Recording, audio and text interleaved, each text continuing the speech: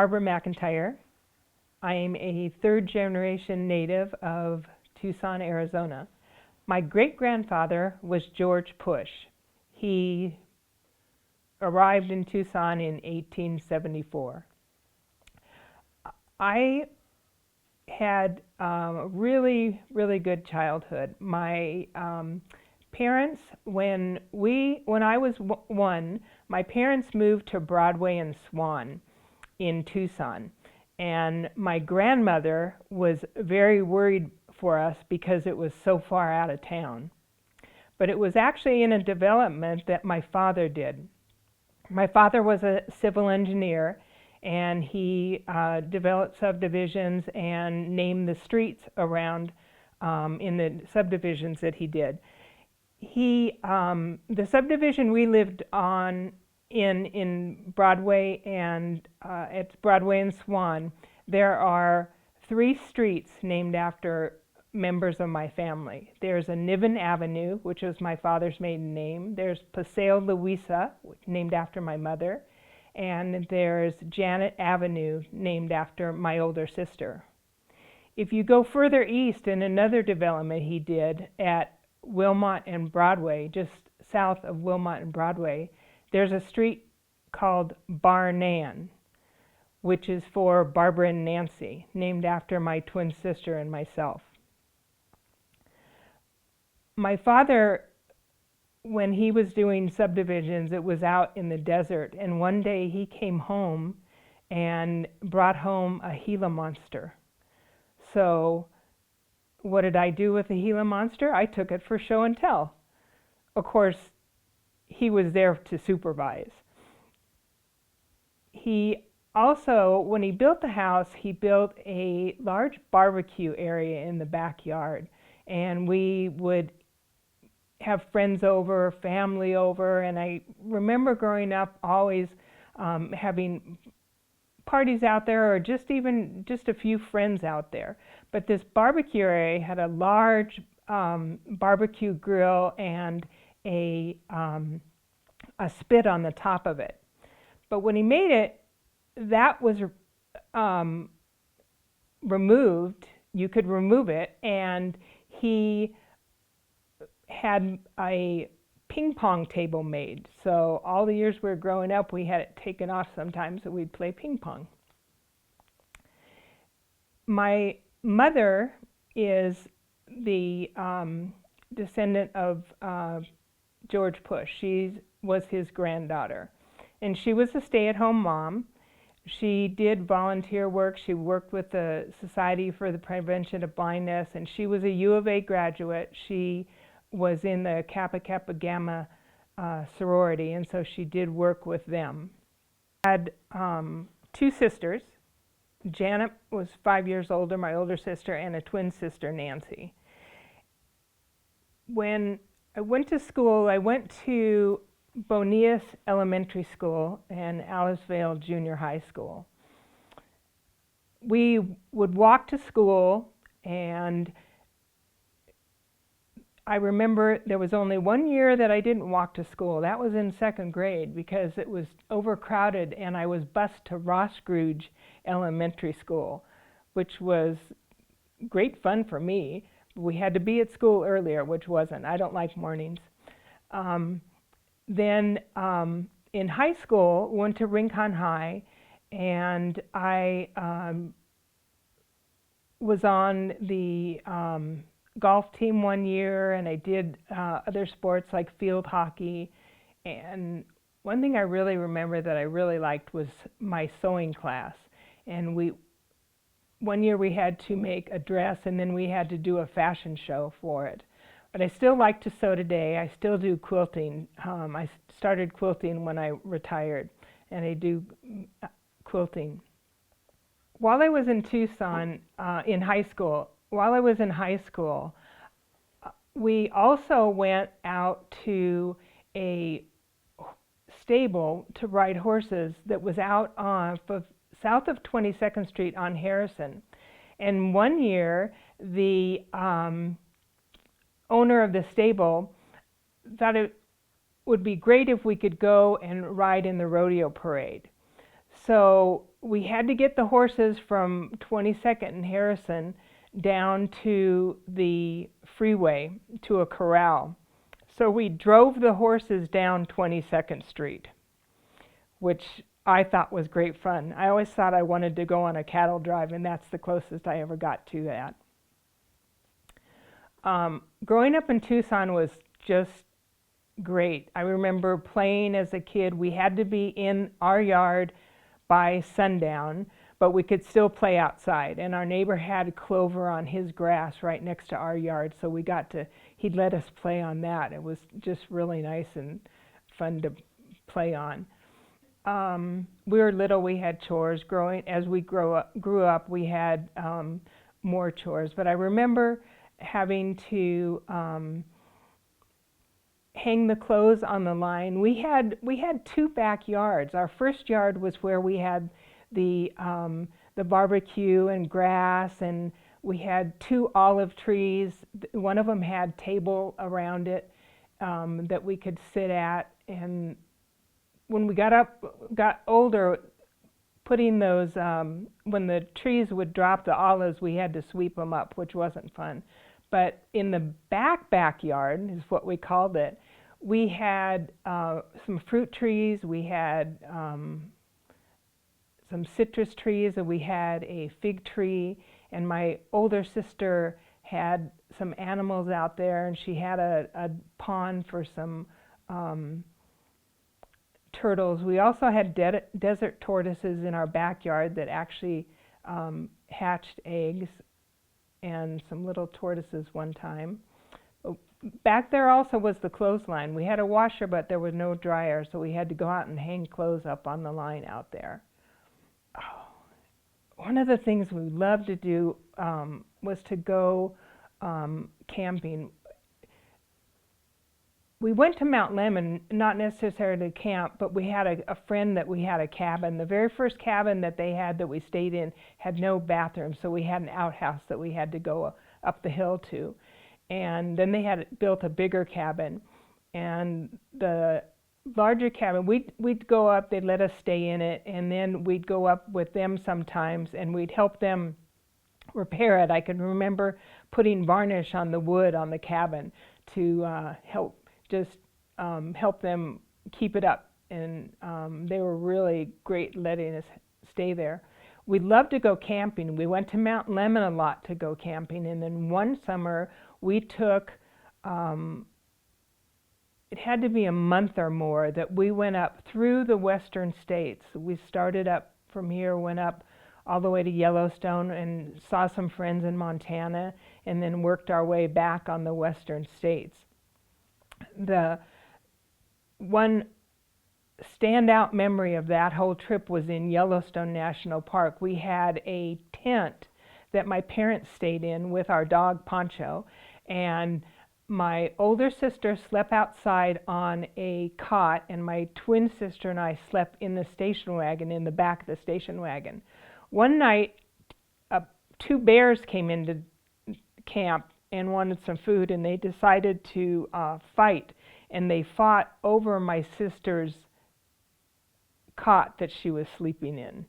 Luckily, nothing happened to any of us, and my dad yelled out to her to just lay real still, which she did. But that was a very exciting part of that camping trip. After the high school, I went to the University of Arizona. I had always wanted to go to school and become a teacher, and that's what I did. My degree was in elementary education, and I also took a lot of courses in anthropology and Native American studies. While at the U of A, the main extracurricular activity that I did was working with Camp Wildcat. Camp Wildcat was a student organization, is still a student organization today. They started in 1965, and it's totally run by students. It's a nonprofit organization, and they take underprivileged children camping and bring them down to the U of A to do camps, mock camps, and I still work with them today. I am now on the board of Friends of Camp Wildcat. In the research that I've done about my family, I have found that several of the great aunts and uncles, along with my mother, went to the university or graduated from the University of Arizona. I have records of my grandmother being in a sorority. I have newspaper articles that say that they had parties at the house that they had in Tucson for the sororities. And I have a picture of my Aunt Gertrude and I believe it's Aunt Mabel standing in white dresses and white hats, and they have a U of A banner that they're holding. And it looks like they have, hanging from their skirts, they have like a little notepad, which could be a dance, back when they used to have dances and they'd have, people write down what dance they were going to have with them. I've gone and done some research at the U of A, and the only great uncle or aunt that I could find that graduated was Uncle Walter. He was the youngest of the George and Matilda Pusch's children. 1 year left of college, I got married. I met Jim McIntyre when I was in high school. And when I was a freshman at college, he was in the Navy, and he came home on leave and called, and we started dating. And we've been married for 47 years. We've lived in Tucson all but 17 years of that. In those 17 years, we moved to California for one of his jobs. By the time I was born, the steam pump ranch had been sold out of the family. But we knew the history of the steam pump ranch. We knew why Pusch Ridge was called Pusch Ridge. And my great uncle George, the oldest of the Pusch, George and Matilda's children, ran a ranch that was right next door to the steam pump ranch. It was called the Cañada del Oro Ranch. They actually shared a fence. To the fence that is still part of the steam pump ranch today, to the southwest, is the fence that the two ranches shared. And it was really one of the favorite places to go growing up. One of my favorite memories growing up was when I was about 5 or maybe 6. There was a man that came around the neighborhood with a pony, and he had cowboy hat and vest and scarf that you could wear if you got on the pony, and he'd take a picture. So my mother said yes, and in our backyard, my twin sister and I got on the pony, and I had the scarf around my neck and the vest, and I got to hold the hat. My sister sat behind us, and I still have that picture today.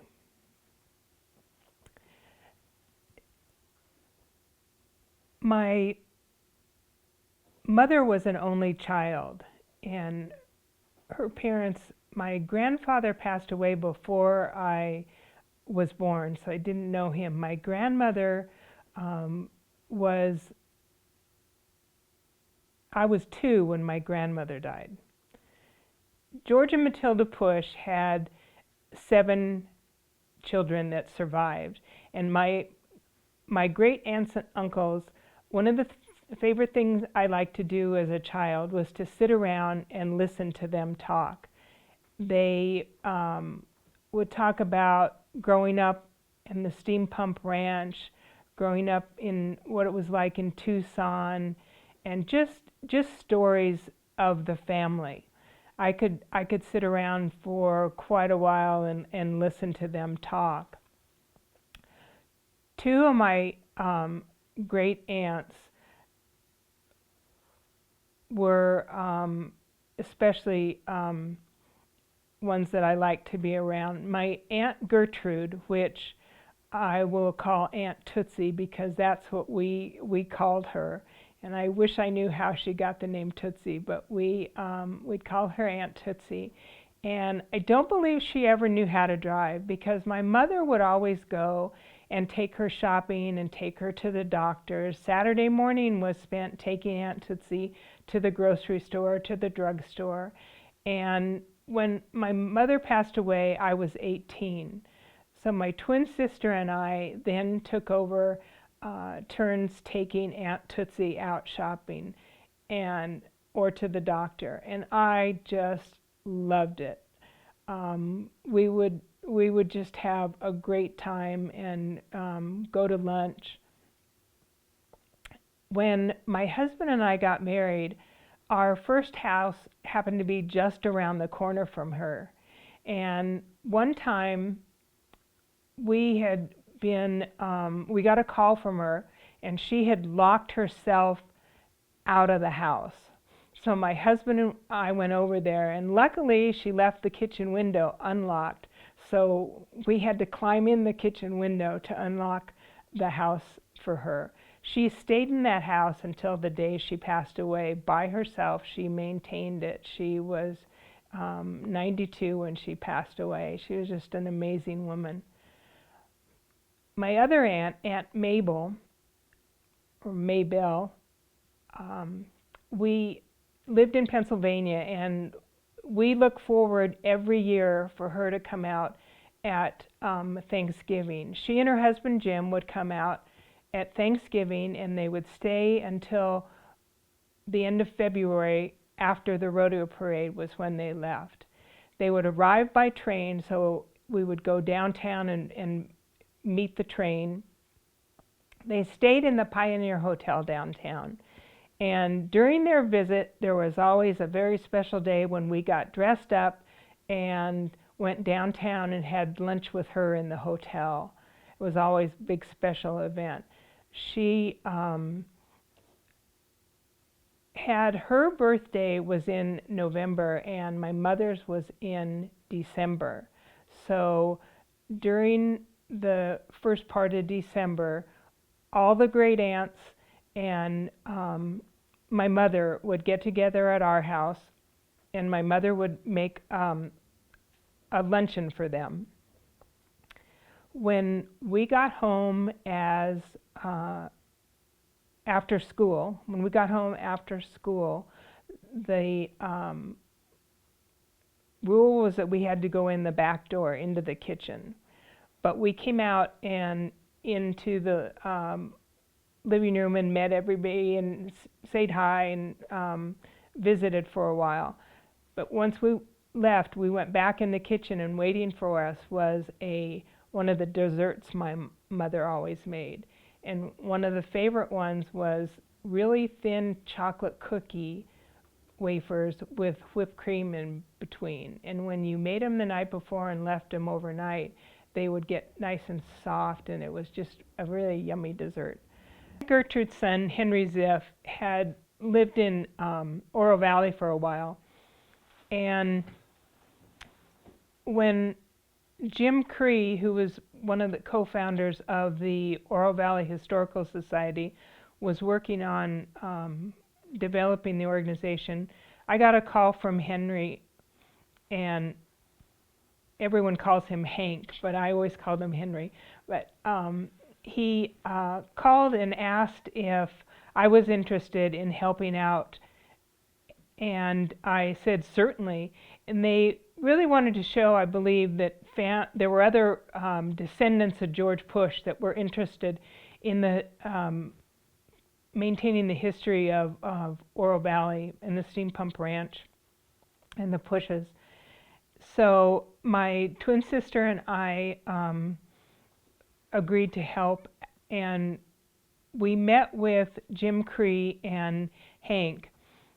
And at that meeting, I had prepared some 8x10 photos of some of the Pusch family antiques that we had, some Navajo rugs, Papago and Apache baskets, and some china that had come over by uncovered wagon from Germany.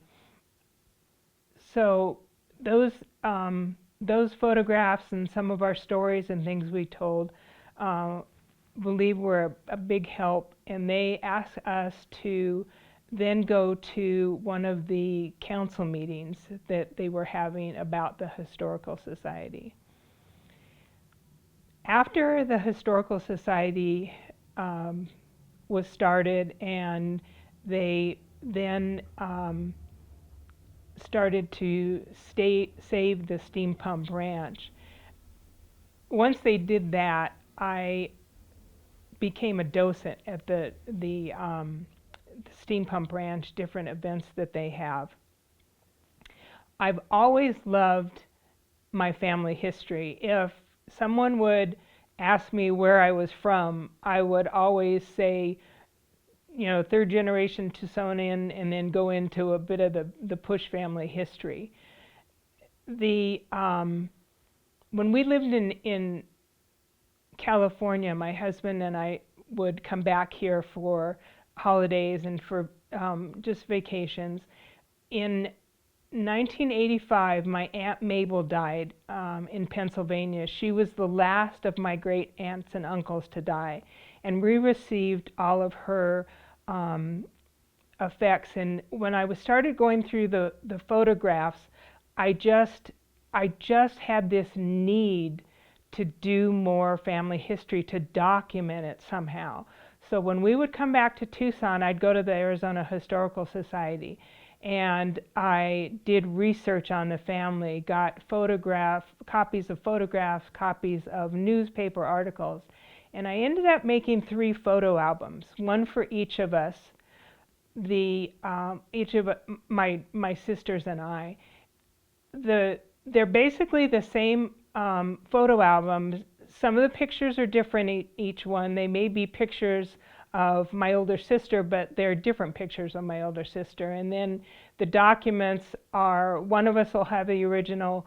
For example, we found in my great aunt's things my older sister's birth announcement, and also our telegrams, 2 telegrams when my twin and I were born.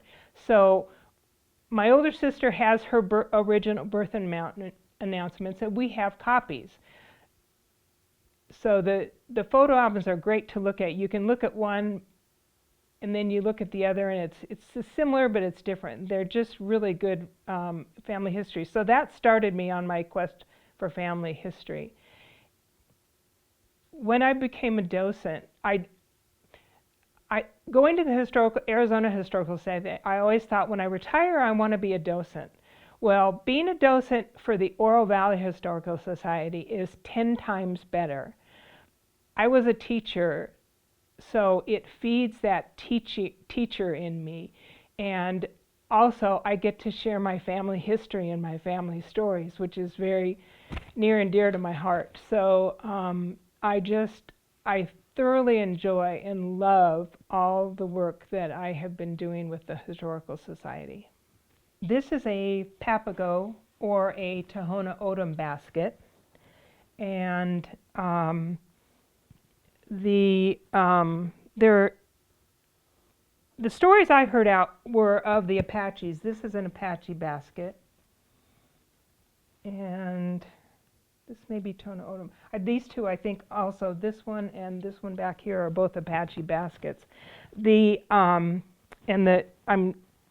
sitting on a Navajo rug. One of the things, besides these were our family heirlooms and antiques, the stories that go along with these are what are very special to me also. The baskets and the rugs and things. The stories that I heard, one of the stories I heard growing up was that the George and Matilda Pusch were always friends to anybody that came to the ranch, be it the cavalry, the traders, miners, stagecoaches, the Native Americans, and when the Native Americans would come to the ranch, or when they were traveling from Oro Valley to the Feldman Ranch in Mammoth, they would carry flour and sugar with them. And they would trade. They would trade for the baskets. They would trade for the rugs. One of the stories my mother always told that I remember is them going to, and she always told me Oracle, which was really probably the Feldman Ranch up in Mammoth. But she said when they would go up to Oracle, they would see wagons that had been attacked, but George never was. And the story was he never carried a gun, but he always had the flour and sugar to trade. And one time, Hank, my cousin, told the story of them stopping the wagon and circling the wagon, and they then stopped and rode over, and two of the girls had blonde hair. I don't know if my grandmother was one of them or not, but they were not used to seeing blonde hair, so they went over to the wagon and they ran their fingers through the girl's hair. But those were always some of the stories that I heard growing up.